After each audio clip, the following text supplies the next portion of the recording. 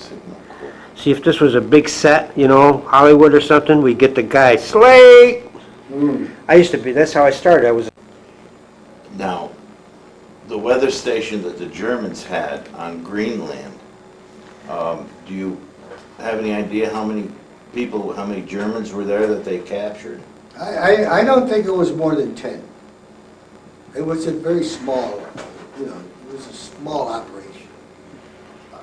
You know, right there at the place. But I don't think it was more than 10.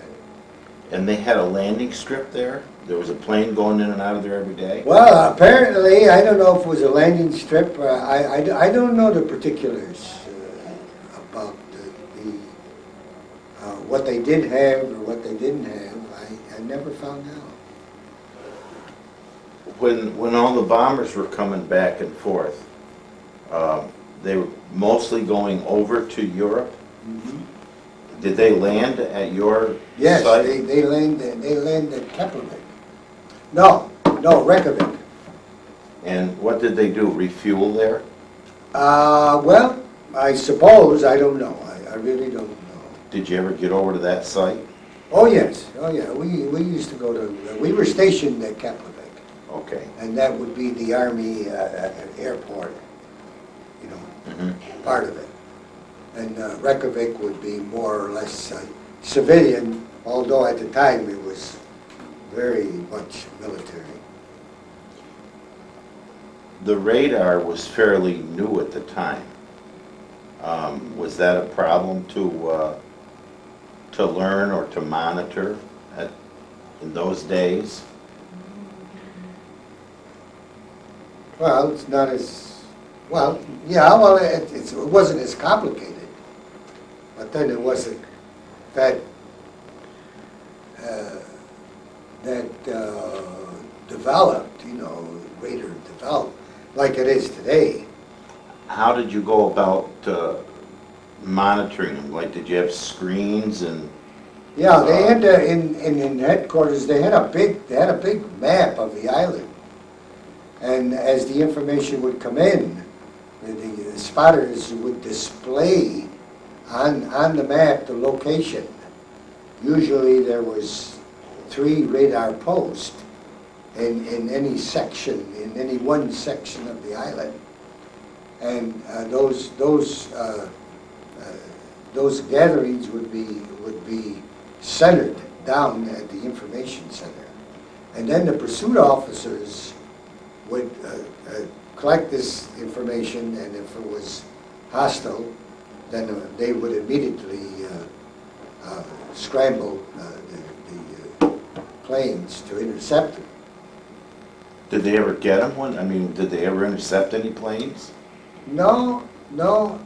Actually, the very interesting thing about that was that somehow the hostile plane, which would be the German plane, they knew exactly when we would pick them up and how long it would take us to get to them. And with a certain amount of time, they would turn around and go back out. We would turn around and land. By that period of time, they would come back in, take the pictures, and scoot back out. So they were spying on you? Ah, yes, they were. They'd come right over headquarters. Now, were they trying to get your strength, the number of bombers you'd have in and out of there? Well, actually, where we were at was Keflavik, and the bombers didn't reach that part. All they were interested in is the radar. If it was the same as it was before, if it was any more developed, if they moved it to another location, and I suppose they took pictures of any development of troops, of Quonset huts that we lived in, if they had moved, or if there was any change. What was the weather like? The weather, as long as you were close to the sea, the snow, actually, the snow would come in and the wind would blow right back out again. Always around around the shore. But then if you got inland, then it got pretty rough, you know. And during the summer, the sun never set. It would supposedly raise in one spot and go down east to west, and then it would go around. It would just go around, and then it'd start over again. And in the winter, you had the twilight hour of between 11:30 and 1 o'clock. You'd see a little bit of light. But, you know, we'd be, in the summer, hell, we'd be on a shift, a radar shift, you know, and we'd be playing basketball outside in the sun, 3 o'clock in the morning. How'd you sleep during those 24 hours? Well, we had, you know, all the so-called windows were covered. Absolutely just covered all the time. And you know, in the winter we didn't have to worry about it. Was it unusual to be in darkness for that length of time? Well, yeah, you sort of get used to it. Northern lights are beautiful, you know. My God, they'd flash across the sky and they'd light up the whole, everything. What was your best time in service? In service? Well, you know, if it wasn't for the USO, life would have been very, very boring there. That really compensated an awful lot. It made it more bearable. Other than that, you know, like I say, you know, and then the environment is very depressing. There's no trees, no grass, nothing.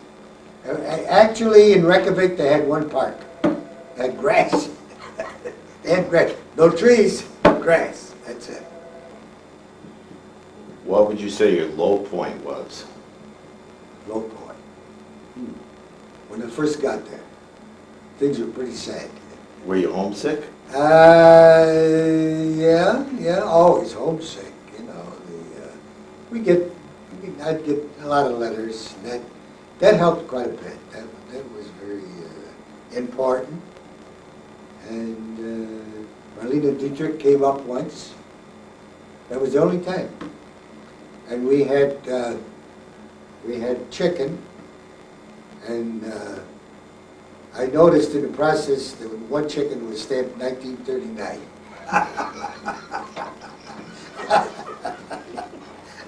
Believe it or not. 1939. Did you eat it? Yeah, well, it tasted very good. 1939. Oh boy. Oh God. It was an experience, I'll tell you. 1939. Oh God. What was your scariest moment while you were in World War II? The scariest, well, you know, thinking about it now, the scariest moment was the convoy before us going to Iceland. Right, you know, just before you would actually go into port, so to speak. The convoy before us, 19 out of 20 ships were torpedoed. 19. Boy, that wolf pack was, you know, in those days, very, very efficient, strong. But then in our convoy, when I don't know how much time lapsed from that particular, the first convoy to us, we didn't get torpedoed, but we had cargo ships all around us, and we were the troop ship in the middle. So, in order for the submarines to hit us, they would have to shoot their torpedoes lower than the cargo ship in order to get us. And as it was, that helped not being hit. But the scary thing there was, all of a sudden we get the alarm, you know, start ringing away like crazy, and get ready to jump in, I guess. You know, General quarters? General quarters, you know, and the alarms are sounding left and right, and so here I am standing. This has got to be very impressive. You know, standing by the railing of the ship, and we really went over on a cannonball. That was a piece of junk, I'll tell you. And here we are, we're standing there, and you know the torpedoes, they have a stream of bubbles, and it was coming right for us. Right where I was, right where my buddies and I were standing there, you know? But fortunately, it missed. Boy. It went too low? It went too low. It was too low. It didn't get us. And it missed the rest of the heavy cargo ships too. I don't know how that was possible, but a big stream of bubbles come. And that was, you know, not very good. That was your scariest That situation? was the scariest, really, scariest.